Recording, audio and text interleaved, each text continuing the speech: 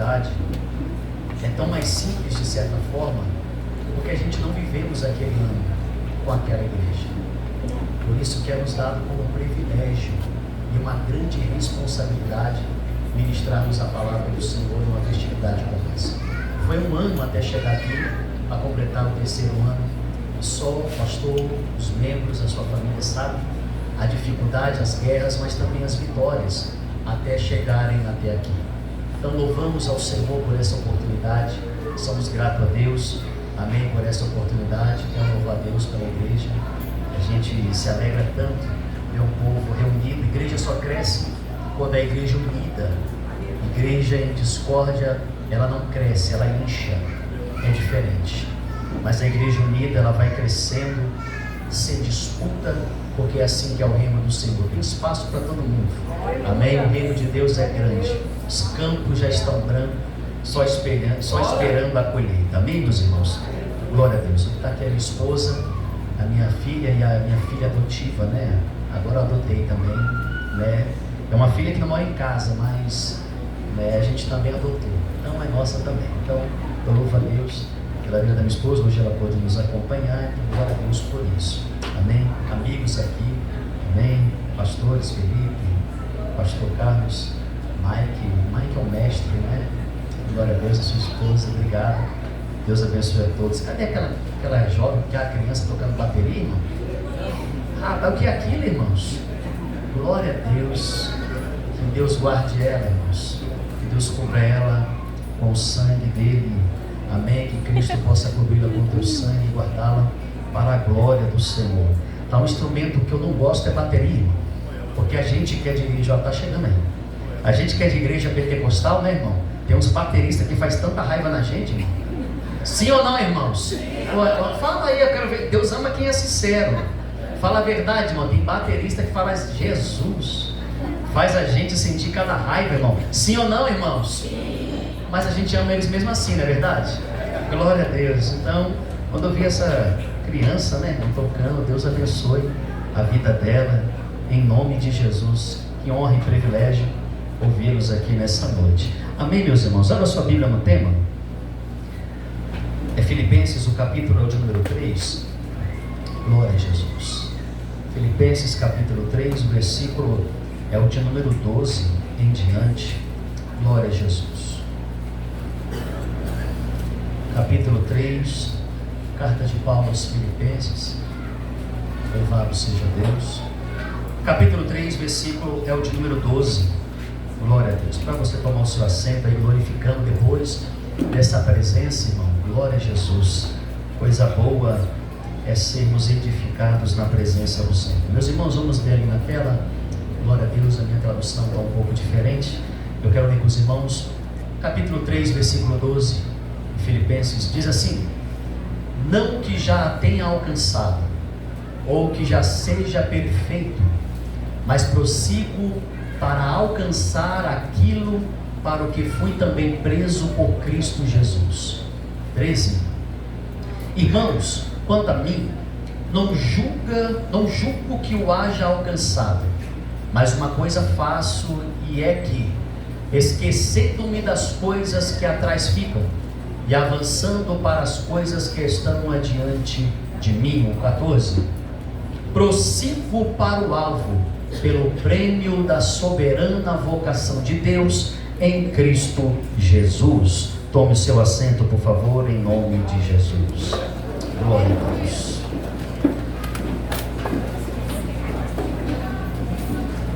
Estamos debaixo de uma palavra, aonde debaixo de um tema, de uma igreja que tem prosseguido nesses 3 anos, lutando, vencendo e prosseguindo.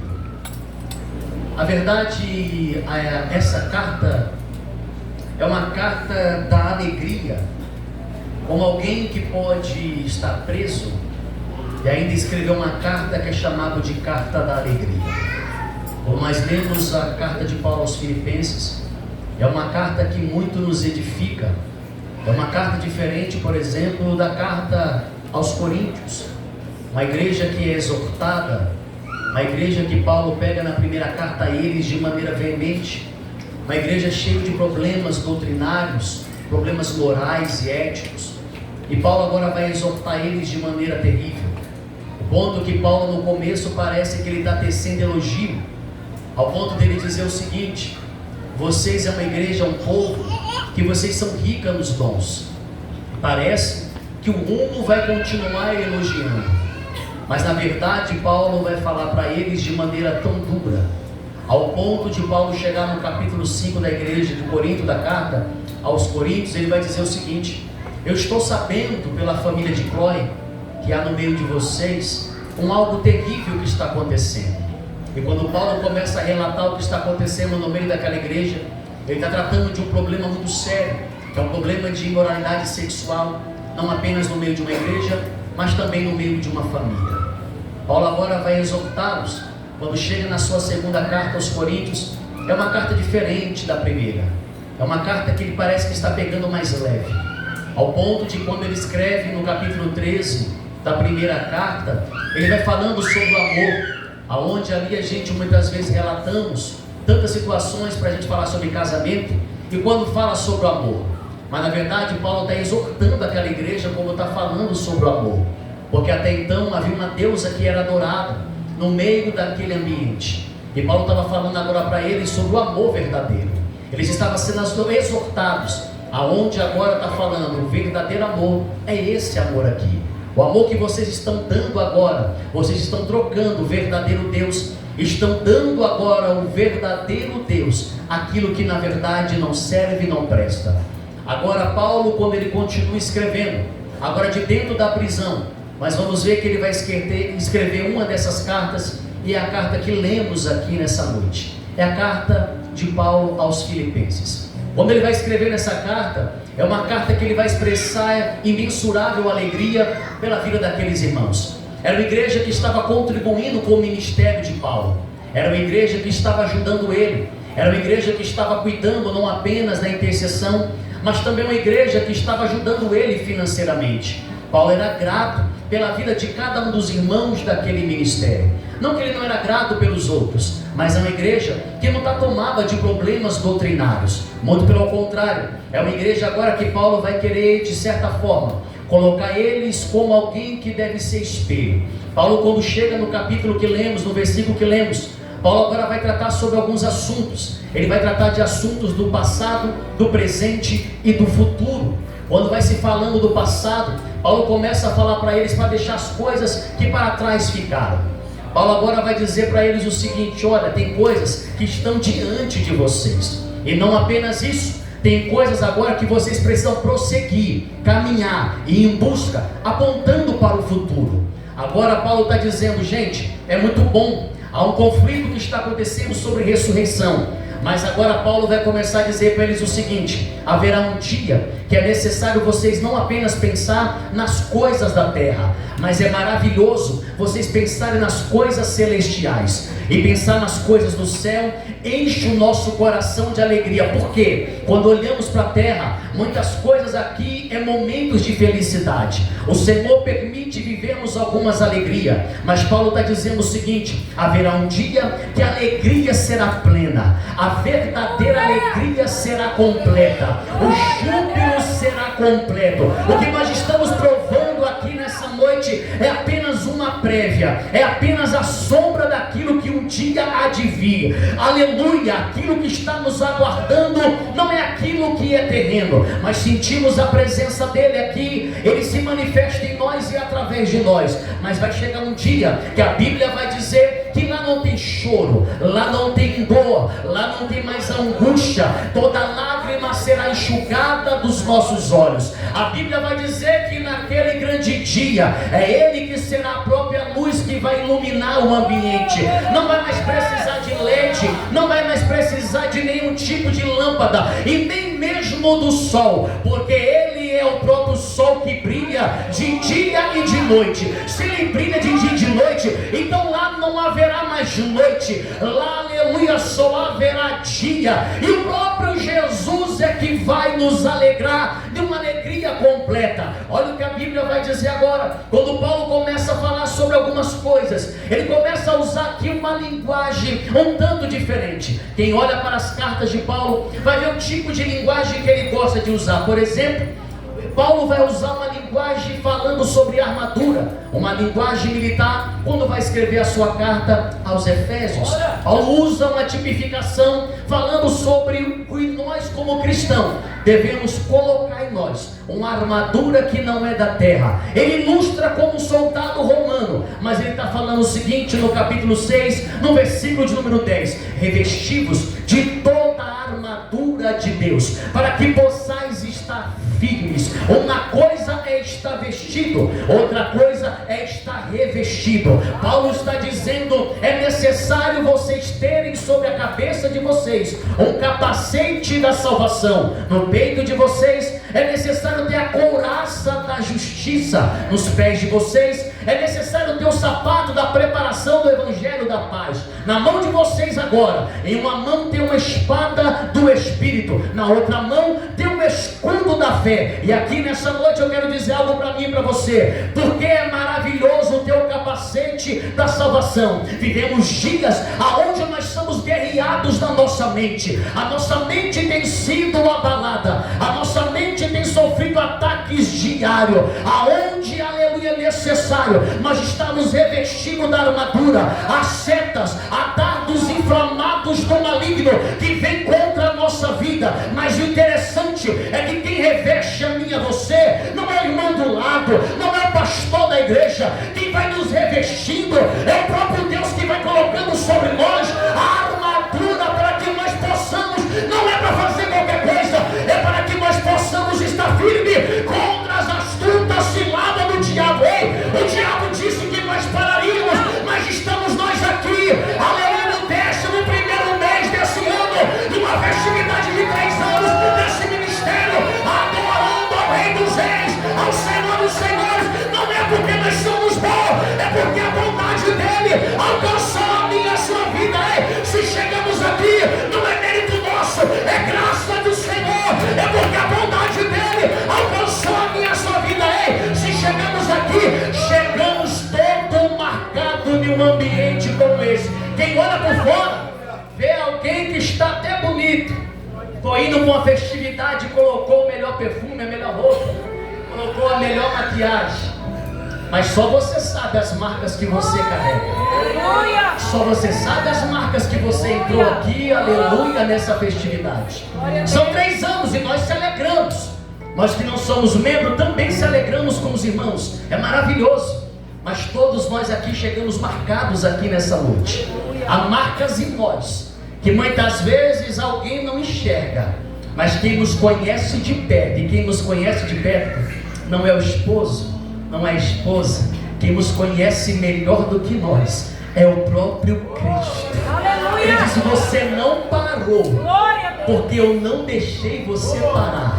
Quantos pensaram em parar, mas está revestido de uma armadura que quando a seta chega, aleluia, o capacete da salvação. Ei, se ele colocou o capacete em mim e você, é para guardar os meus e os seus ouvidos, é para guardar os meus e os seus olhos, é para guardar a nossa boca. O capacete protege toda a nossa cabeça, e nessa noite a colírio do céu sendo pingado nos nossos olhos, aleluia, há também, aleluia, remédio do céu sendo pingado nos nossos ouvidos. É alguém querendo chegar para nós e falar tanta coisa, querendo falar mal do outro. Você vai dizer: ei, eu tenho um ouvido podre para dar para você.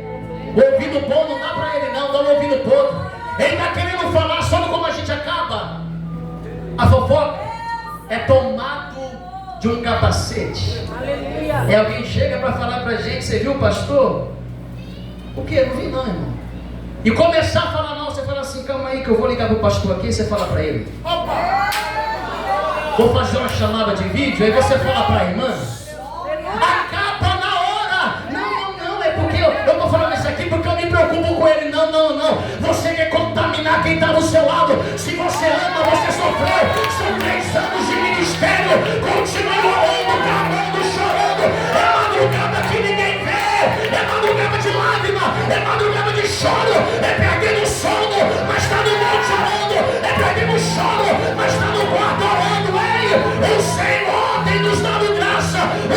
Senhor te deu graça, então deixa quem quiser falar. Se chegou aqui, é porque a bondade do Senhor alcançou.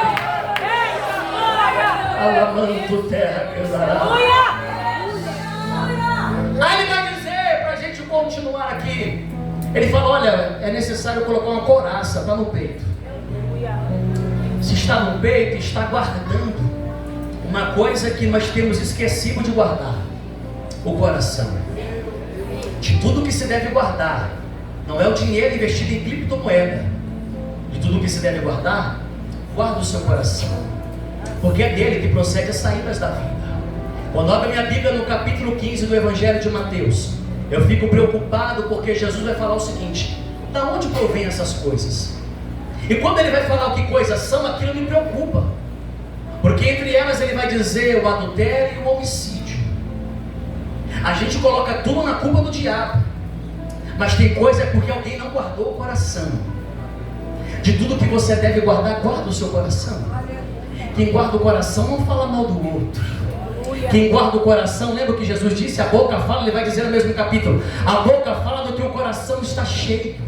Se o nosso coração está cheio da presença, a gente pode estar em guerra, e nós estamos. A gente pode estar diante de batalha. Só você sabe como você deixou a sua família, a sua casa. Está aqui com o coração apertado, mas o Deus que está aqui está cuidando deles lá. Aleluia, descansa do Senhor. Quem faz a obra por completo é Jesus de Nazaré. Guarda o seu coração. Você está aqui nessa noite, é como um soldado, e fala a verdade. Tem dia que nós estamos feridos, entramos até mancando na igreja, mas em casa a gente não fica, mas vem se arrastando. Mas chegamos aqui, Jesus te trouxe aqui nessa noite, como já foi dito aqui. Parece que é mais um culto, mas nós não voltaremos para a mesma casa, não é, pastor? Mas para a mesma vida não. Nós já ouvimos isso aqui nessa noite. Voltaremos para a mesma casa, mas chega de ser a mesma vida. O que nós recebemos aqui não é para ficar nesse ambiente, é para a gente chegar e continuar caminhando. É chegar em casa que nem doido, porque quando a gente era lá de fora, a gente bebia, enchia a cara, parecia que éramos valentes. Lembra disso, irmão? Ele está dizendo, olha, vai deixando essas coisas para trás, só serve de testemunho, vai lá, para saber o que Deus fez na nossa vida. Aí a gente bebia, quando eu li isso em Provérbios, a bebida forte dá uma falsa coragem para o homem. Para a verdade, a gente bebia para dizer que era valente. Para a gente, vou usar um português mais claro, os homens bebiam e falavam assim, eu vou beber para ter coragem de chegar naquela mulher, naquela menina. Se tomar um fora, os amigos não vão zoar, vai colocar a culpa na bebida. Quando eu li isso a primeira vez, aquilo chocou a minha vida. Eu falei, eu era assim. Esse Deus, sem ser crente, olhando a Bíblia, esse Deus me conhece. Esse sou eu. Fechei a Bíblia, entrei em desespero e fui perguntar para o amigo, esse Deus existe mesmo, me conhece. Esse aqui sou eu.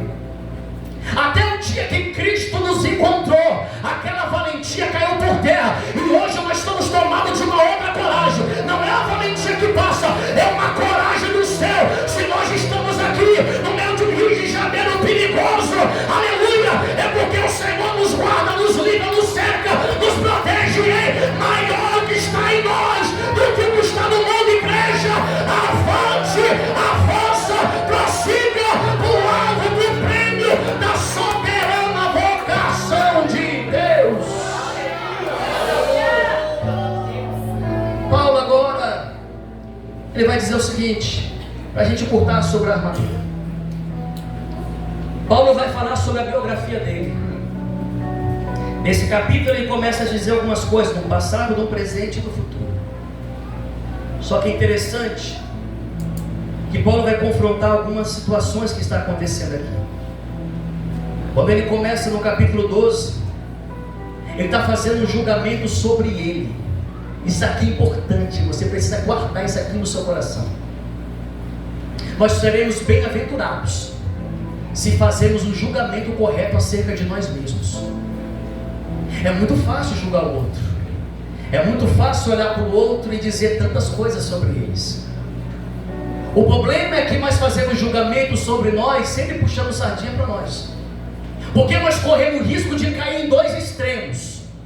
Ou dizer, de fato, eu sou o cara, Tem muitos amigos meus pregador e eu fico abismado. Eu tenho o prazer de ouvir outras pessoas. Eu ficaria ouvindo aqui os irmãos, esse grupo louvando, ouvindo os irmãos aqui nessa noite, viraria mini vigília, até vigília. Deixa emendar no dia 20. Vamos ficar aqui debaixo de glória. Só que tem gente, irmão, que ele só é mistério quando está com o microfone na mão. Ele pula, roda, sapateia, engrossa a voz, ainda dá tiro na igreja. Não, já conhece alguém assim? Ele dá tiro na igreja, por fogo pegar. Aí quando é o outro que está com o microfone, ele fica parecendo, irmão, um morto. Se fosse eu pregando, eu entraria por esse mistério. A exegese aplicada não é assim. A hermenêutica aplicada não é assim.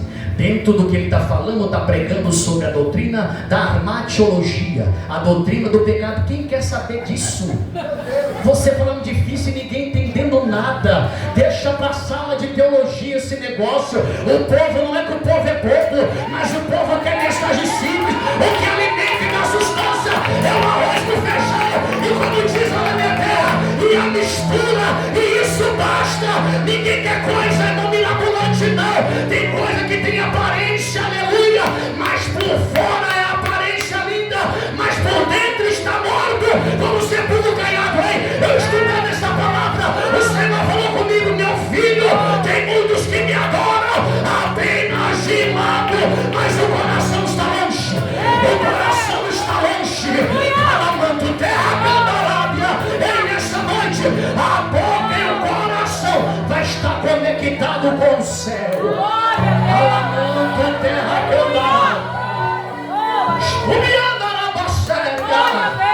Ei, chega de aparência, igreja, porque quando as luzes se apagarem, quem nós seremos?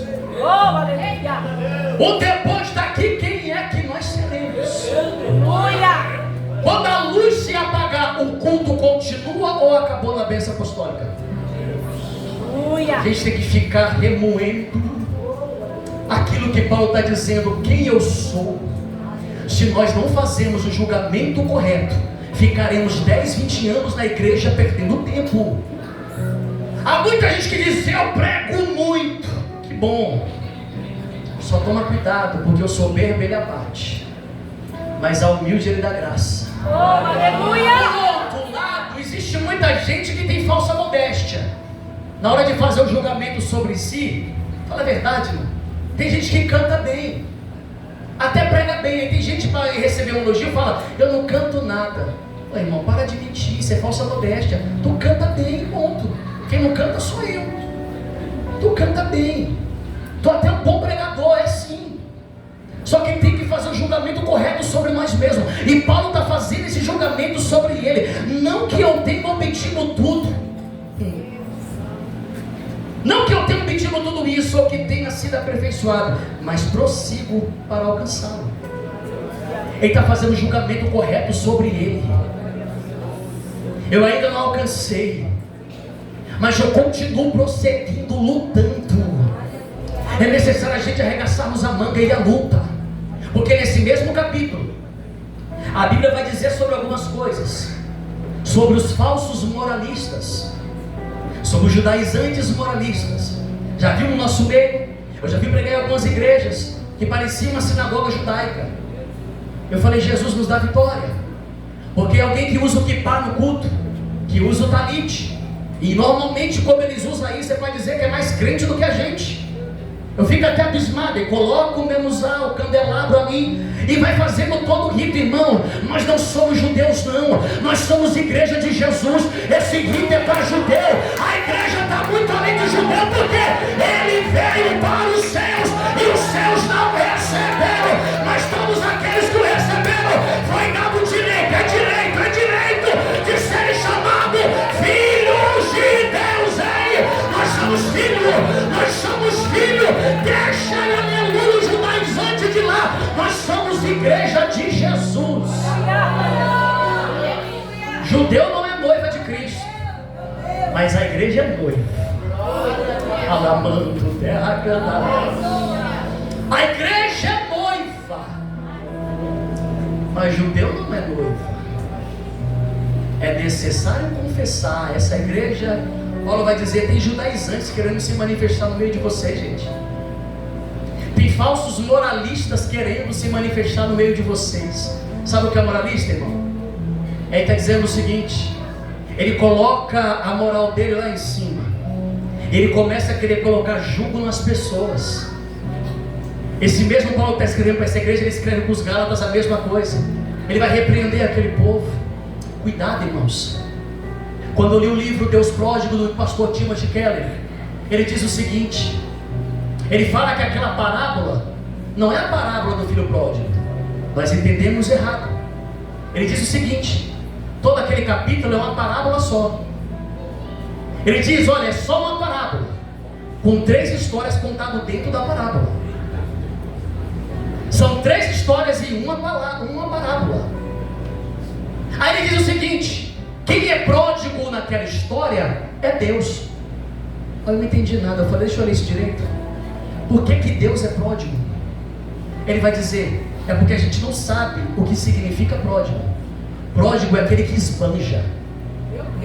Se tem uma coisa que Deus fez ali, foi esbanjar amor. É por isso que ele é o pródigo. Ele esbanjou amor, ele esbanjou misericórdia, ele esbanjou graça. Fala a verdade. Não era para nós estarmos aqui, mas o Deus pródigo nos alcançou. Aleluia! A graça dele nos alcançou, irmão. Se nós estamos aqui, é porque a graça, a bondade, a misericórdia do Senhor nos alcançou. E sabe uma coisa que Deus não resiste? Não é línguas estranhas, não é profecia, não é mistério na terra, não. O que Deus não, aleluia, rejeita é o coração quebrantado e contrito. O Senhor não despreza. Há coração quebrantado aqui nessa noite, irmão. Há corações quebrantados aqui nessa noite. Ei, você não merece ser usado por Ele, mas Ele te usa. Nós não merecemos a salvação, mas Ele nos salvou. Mais esbanjador do que Ele não existe. Ele esbanjou amor na minha e na sua vida. Faça um julgamento sério e certo sobre você, irmãos. Chega de medir o outro.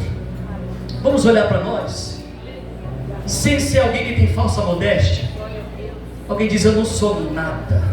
E Deus dizendo: rapaz, você fala isso da boca para fora, porque no fundo você sai dizendo que você canta muito, prega muito, toca muito, você é o melhor pastor. No reino não tem maior, porque no reino o menor é o maior. O reino é tudo ao contrário. E quando a gente se julga grande, ele está dizendo: no meu reino é o oposto. Eu só coloco alguém em posição elevada descendo para baixo. A escada de Deus não sobe para cima, sobe para baixo. Como é que sobe para baixo? A escada de Deus sobe para baixo. Mas no português não faz sentido. No português não, mas no português do céu, na ótica de Deus, na linguagem de Deus é assim: a gente cresce para baixo. Como assim? Porque no reino de Deus o menor é maior. Mas quando você olha para alguém de estatura, você fala: não, ele é mais alto do que você. Aqui. Mas no reino ele é menor. Por quê ele é menor? Porque ele é menor na estatura? Não. Ele é menor na humildade. É porque ele entendeu, aleluia, como Jesus conta aquela parábola. Quando você chegar, você foi convidado, não senta na primeira cadeira. Outro dia eu fui pregar numa igreja, e aí o rapaz falou o seguinte: não, pode sentar ali. Eu falei: mas sentar onde? O púlpito estava todo cheio, lá sentando no púlpito. Aí eu cheguei e fiquei constrangido. Eu fiquei assim do lado. Eu falei: e agora, meu Deus? Aí o irmão se levantou. Não, aí ele ficou meio assim, um com o outro. Aí ele falou: não, Vão, senta aqui. Eu falei: não, Vão, faz o seguinte, fica aí, Vasco. Eu sento ali embaixo, não tem problema. Não tem esse negócio com a gente no reino de Deus, mas isso é bobagem. Isso é coisa nossa. São coisas que nós inventamos. Se eu for pregador e sentar na última cadeira, Deus vai me usar do mesmo jeito, como se tivesse sentado aqui. Mas tem gente que faz questão de um cargo, de uma posição, meu irmão. O reino de Deus é maior do que isso. E a gente não está brincando contra o outro, não. Eu vim aqui continuar brincando contra Satanás e os demônios, aleluia. A nossa guerra, aleluia, não é contra a pessoa, não. Não é contra a carne, não é contra sangue, mas contra principados, é contra a potestade. Para nós chegarmos aqui, só nós sabemos como o diabo quis nos embaraçar. Aleluia! Glória a Deus! É guerra, é batalha. Aleluia! Mas você acha que eu vou perder tempo com essas coisas? Aí o irmão ficou meio chateado com o outro que queria tirar do púlpito. Eu falei, meu irmão, deixa ele aí, meu irmão. E até se ele quiser pregar, dá para ele pregar, não tem problema. Eu vim aqui cultuar. A gente não tem esse negócio não, meu irmão. Eu vim aqui para cultuar o Senhor. Deixa esse negócio para lá, isso é besteira. Aí depois o irmão acabou saindo. Não, você tem que sentar aqui. Eu sei que quer honrar. Mas muitas vezes a gente chega e senta lá. Porque se a gente chegar a tomar uma posição, alguém vai tirar a gente. Porque a Bíblia diz, chega alguém mais honrado do que você, e como é que faz? No meio do culto. Aquele negócio vergonhoso, a igreja cheia. Eu falei, Jesus. O irmão com raiva porque não queria sair da cadeira. Se eu fosse o pastor dele, eu ia falar, leva essa cadeira para casa, mano. Ainda vai o microfone de brinde. Leva a cadeira e o microfone. Amém, igreja da Vitória do Servo. E leva a cadeira e o microfone. O reino de Deus é maior do que microfone na mão. O reino de Deus é maior do que cadeira e posição na igreja. Às vezes nós somos, aleluia, pessoas que temos posição aqui e o diabo não respeita a nossa autoridade.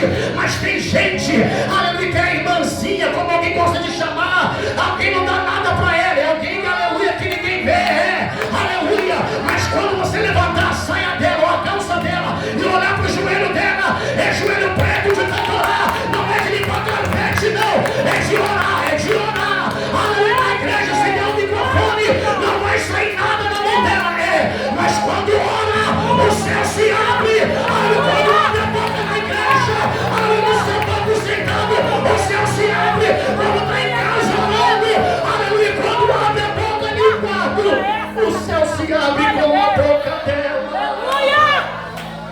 Amando terra candarábia. Eu vim dizendo o seguinte, ela é só irmãzinha, mas aonde ela passa, não há terreiro de umbanda, de quimbamba, de candomblé, aleluia, que os demônios deixam lá, não. Aonde ela chega, Satanás respeita ela, porque a autoridade na vida dela é esse tipo de crente que fecha sempre de macumba. Aleluia! É alguém de posição elevada. Paulo está dizendo, eu sei quem eu sou. E quem eu sou não é alguém soberbo. Aleluia!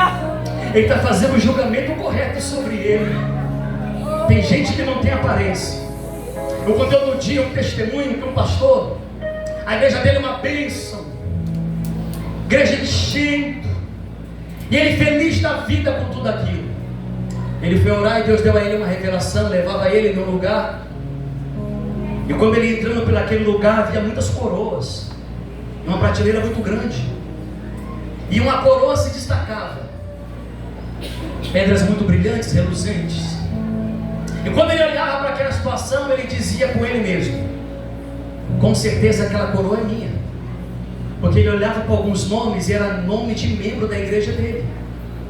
E quando ele ia se aproximando, um brilho era muito ofuscante. E quando ele chegava perto, ele dizia o seguinte, com certeza, alguns membros da igreja aqui, com certeza essa é a coroa do pastor. E quando ele chegava perto, ele começava, toda a coroa tinha um nome embaixo. E quando ele olhava para aquela coroa, a coroa não tinha o nome dele, ele não entendia. E ele procurava a coroa dele, e a coroa dele era a mais simples que tinha. Era uma coroa que praticamente não tinha pedra alguma. E ele voltava para aquela coroa de novo, e quando ele olhava, ele via e lia o nome de uma irmã da igreja. Só que a irmã nem obreira era. Era uma irmã que não tinha expressão nenhuma na igreja. E quando ele chegou perto e perguntava para o Senhor, Senhor, por que a minha coroa é diferente da dela? Eu sou pastor, sou pregador, quando eu prego o fogo cai. Pessoa se converte, Senhor. Como que a minha coroa está desse jeito? E o Senhor respondia para ele só em voz, ele não via. E dizia, tudo isso só acontece, não é por causa de você. É porque todas as vezes que você vai pregar, você nunca reparou. Porque você só pensa em você. Todas as vezes que você vai pregar, ela dobra o joelho para mim fazer aquilo que me apraz. E eu não faço por causa de você, eu faço porque eu ouço a oração dela. Tudo que eu faço e movo no meio do meu povo, não é por causa de você, que você está caída há muito tempo. Volta depressa. Não é posição. Não vem aqui exaltar a igreja não. Isso aqui é pra gente, é muito sério. Glória a Deus. é fazer um julgamento sobre nós mesmos. Eu estou olhando para mim, fazendo um julgamento sobre mim. Eu também sou pastor, estou fazendo um julgamento sobre mim. É muito sério, aleluia. Só que agora quando ele volta, ele vai logo procurar a irmã, dizendo: minha irmã, me perdoa, você é uma bênção. Ele entendeu, aleluia, que o reino de Deus é maior do que aquilo que ele pensava. O reino de Deus é maior do que eu, é maior do que você. O reino é de Deus, e se o reino é dele, aleluia, ele se manifesta como ele bem quer. Ele que está movendo dentro de mim e você, aí nessa noite, ao mover de Deus, aleluia, dentro de mim e você. Mas vamos sair daqui dizendo: é o primeiro dia dessa festa. Mas Deus está movendo dentro de mim algo. Mas vamos voltar para casa como um flecheiro. É isso que ele está dizendo aqui, não estou falando heresia não. Olha para o alvo. Um flecheiro que vai olhar para o alvo, ele não pega, estica e lança a flecha. Não. Ele precisa se concentrar, como na Olimpíada. Ele se concentra. Depois que ele arma, ele vai concentrando. Ninguém pode fazer barulho. Ele mira no alvo, para só soltar a flecha na hora que ele entender que está na mira correta. Se nós perdemos de vista aquele que nós devemos olhar, mas vamos parar e retroceder no caminho. Não tira o olho do alvo nessa noite, não. E o melhor de tudo, que flecha é essa? Somos nós. Heresia não, somos flecha na mão do valente. Nós somos flecha, então continua, aleluia, olhando para o alvo e vai. Olha para o alvo e vai. Aí está dizendo o seguinte para a gente caminhar para o fim. Ele diz assim: olha, não é que eu tenha alcançado isso não, gente, mas eu prossigo caminhando para que eu possa alcançar a perfeição. E fala a verdade, irmão, fazendo o julgamento correto. Quem sou eu na fila do pão perto de Paulo? E Paulo não tinha falsa modéstia. Ele vai dizer para Timóteo: Timóteo, os pecadores, eu sou o principal deles. Ele entendia qual era a sua condição. Lutero diz uma frase dizendo o seguinte: o meu nome é pecador e meu sobrenome também é pecador. Somos pecadores, mas justificados, arrependidos para a glória de Deus. O sangue de Jesus nos purifica de todo o pecado. Talvez você entrou aqui todo embaraçado do pecado, mas há uma graça te alcançando aqui nessa noite. Ele não está te apontando não, ele está te chamando para perto dele, está te chamando de filho. O diabo quer te acusar, o diabo quer prevalecer contra a tua vida, mas ele está te chamando nessa noite: vem para perto de mim, se achega a mim, há perdão para o seu pecado. Pastor, eu fiz coisas horríveis, mas todo aquele que confessa e deixa, alcança misericórdia. Essa é noite e nós fazemos o julgamento correto sobre nós. Alguém diz assim: não foi eu que pequei, quem pecou foi Adão e Eva. O que eu tenho a ver com eles? Se foi eles que pecaram, por que eu tenho que pagar pelo erro deles? E nós temos que responder o seguinte: seguindo essa lógica, então, da mesma forma, nós não merecemos ser justificados, mas o sangue de Jesus nos justifica. Nós merecemos o inferno. Ninguém vai para o céu porque é bonzinho, ninguém vai para o céu porque andou direito, também ninguém vai para o céu, aleluia, porque alguém que se julga ser o melhor. É tudo graça. E como alguém vai para o inferno? Alguém vai para o inferno não é nem por causa dos seus pecados. Pastor, que heresia é essa? Não é nem por causa dos seus pecados, é pela graça que rejeitou. Não rejeite a graça, porque todo aquele que aceitou a graça, os seus pecados é perdoados. Então como que nós chegaremos no céu? A graça de Jesus, a bondade de Jesus nos alcançando. Ela está sobre nós aqui nessa noite, irmão. Você não entrou aqui à toa não, você nem viria para cá. Deus está falando com você aqui nessa noite. Calamanto terra candarábia, estubiandarabasséria. O Senhor te trouxe aqui nessa noite. Só tu sabe como está lá dentro da tua casa, como foi esse terra candarábia, mas Ele te trouxe aqui nessa noite e está falando contigo face a face. Ei, eu te chamo filha, calacega, espumiandarabacega. Até quando tu vai fugir de mim?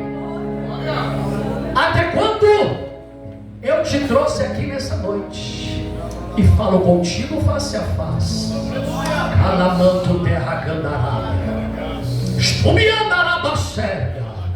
A sentença era outra, mas Jesus deu vida e livramento.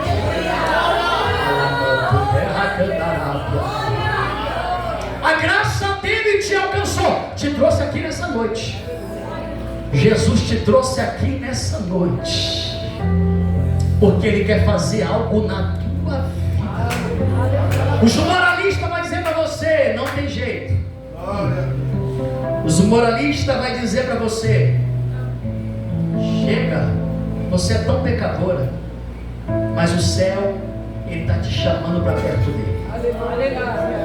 O céu está te chamando nessa noite.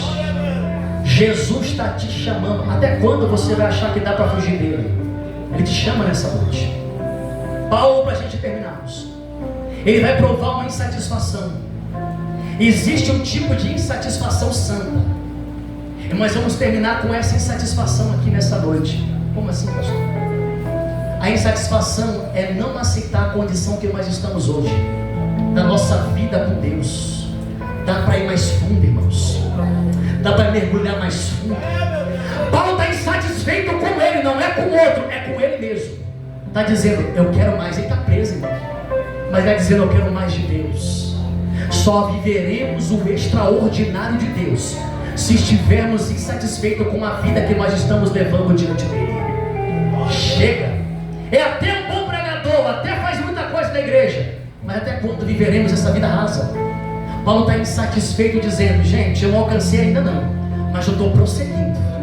Eu já deixei muita coisa para trás, e foi coisa, hein, gente? Já deixei coisa para trás, mas ainda estou avançando para o prêmio que me aguarda. Todo corredor, ele espera chegar na linha de chegada. Já viu a corrida de São Silvestre, como é que é? É uma corrida que deve ter por média de 40 quilômetros. Muita gente começa na largada, só que todo mundo, a maioria sabe que eles não têm como não cruzar a linha de chegada. Só que quem se preparou o ano inteiro, ele diz o seguinte, eu preciso cruzar aquela linha. Talvez não vai dar para disputar com etíopes que sempre ganham, mas para ele é uma satisfação cruzar a linha de chegada. Irmãos, tem muitos irmãos que já cruzaram essa linha lá, mas daqui a pouco seremos nós.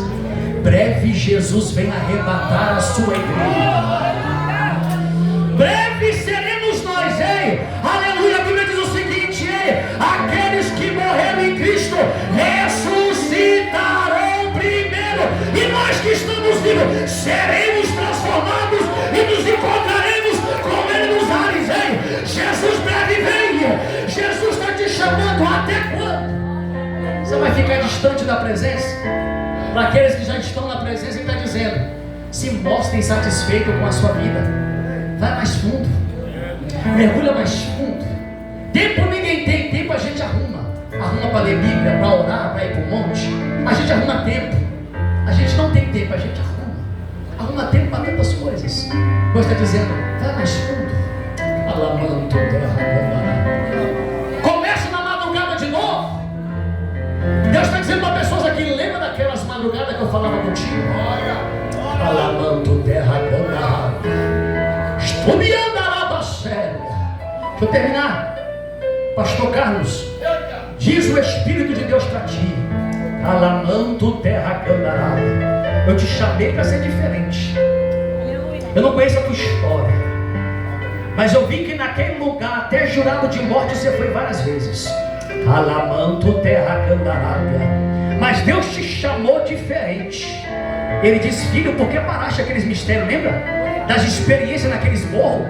Calamanto terra candarábia, estubiandarabacéria. Tu entrava nos baile funk, lembra disso? Calamanto terra candarábia, estubiandarabacéria.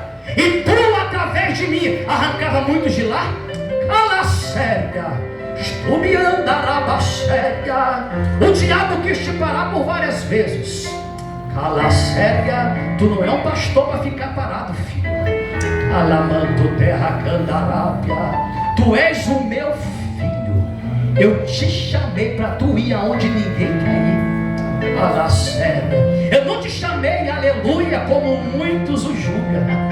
Alamanto terra candarábia, há um julgamento, porque tu és simples. Cala séria, séria. Eu via muitas línguas se batendo, mas tu tem uma história. Eu te chamei, cala séria, daquele mistério. Calamanto terra candarábia. Eu te livrei do mundo e te livrei na presença, diz o Senhor. Calamanto terra candarábia. Porque aqueles que dizem assim, ó, eu até mato ele, desceu a sepultura. Cala séria, não faz muito tempo. Calamanto terra candarábia, eu abro o cofre. Cala séria, estou me andaraba séria, porque em ti não toca. Tentou, mas passou anos. Eu abri terra e engoli. Calamanto terra candarábia, estou me andaraba séria. Abra a tua boca. Lembra das madrugadas, daqueles mistérios? Cala séria, estou me andaraba séria. Entrando em beco, em viela. Cala séria, para tu saber que falou contigo. Até livramento, lembra aquele dia que a polícia entrou? Cala séria, estou me andaraba séria, e te livrei no meio do tiroteio. Calamanto terra candarábia, estou me andaraba séria, porque tu és meu, tu és precioso. Vá, faça aquilo que eu te chamei. Calamanto, eu tenho cuidado de ti. Cala séria, não se preocupe com aquele. Calamanto terra candarábia, porque sou eu que guardo, sou eu que livro. Cala séria, a tua palavra vai só até os ouvidos. Cala séria, mas eu vou mais longe. Eu falo na divisão da alma e do espírito dele. Cala séria, usarei alguém para falar com ele. Calamanto terra candarábia, dizendo volta depressa, porque eu tenho pressa. Calamanto terra candarábia, diga para ele. Calamanto terra candarábia, estou me andaraba séria. Não chamei ele para viver, aleluia, como um rapaz bonitinho. Calamanto terra candarábia, estou me andaraba séria. Eu marquei ele, é escolhido desde o ventre. Ai, calamanto terra candarábia, ele, estou me andaraba séria. Endurecer para mim, eu quebro e faço como eu quero, mas não se perde.